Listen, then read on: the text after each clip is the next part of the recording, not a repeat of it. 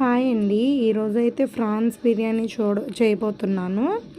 అయితే ఫ్రాన్స్ నీట్గా వాష్ చేసుకొని ఇట్లా ఉప్పు, కారం, పసుపు, గరం మసాలా, అల్లం వెల్లుల్లి పేస్ట్, పెరుగు వేసి మిక్స్ చేసుకోవాలండి. ఇట్లా మిక్స్ చేసుకున్నది 5 మినిట్స్ నాననివ్వాలి. అలా నానిన తర్వాత కొంచెం ఆయిల్ పోసి ఇట్లా ఫ్రై చేసుకోవాలండి. ఆ బాగా ఫ్రై అయిపోయిన తర్వాత ఇదిగోండి ఇలా అయితే లాస్ట్కి అవుతుంది. ఫ్రై అయ్యాక ఇట్లా ఉన్నదాన్ని స్టవ్ ఆఫ్ చేసి పక్కన పెట్టుకోవాలి.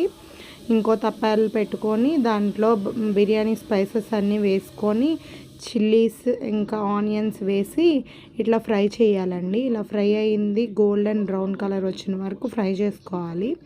ఆ తర్వాత పుదీనా, కొత్తిమీర, టమాటాలు వేసుకొని బాగా మగ్గించుకోవాలండి. ఉప్పు కూడా యాడ్ చేయాలి.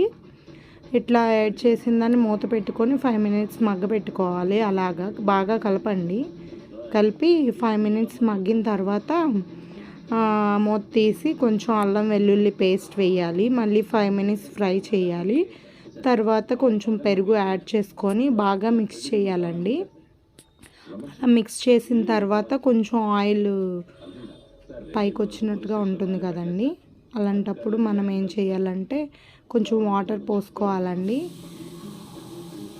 బిర్యానీ నానబెట్టుకొని ఉంచిన బిర్యానీ రైస్లో వాటర్ లేకుండా నానబెట్టుకోవాలి. అట్లా నానబెట్టుకున్న తర్వాత అదేమో ఇట్లాగా వాటరు ఈ గ్లాస్తో అయితే నేను 2 గ్లాస్ ఆఫ్ రైస్ తీసుకున్నాను. దానికి 3 గ్లాస్ ఆఫ్ వాటర్ వేసానండి. ఇలా వాటర్ వేసిన తర్వాత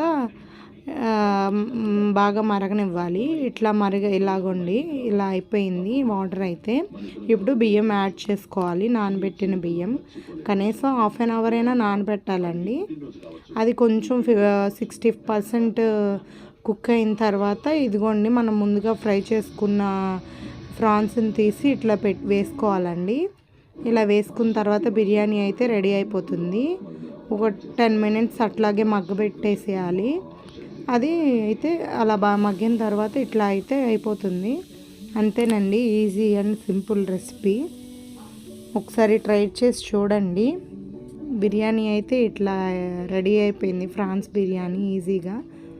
ఇంకా వేడి వేడి బిర్యానీ సర్వ్ చేసుకోవడమే. బాయ్ అండి.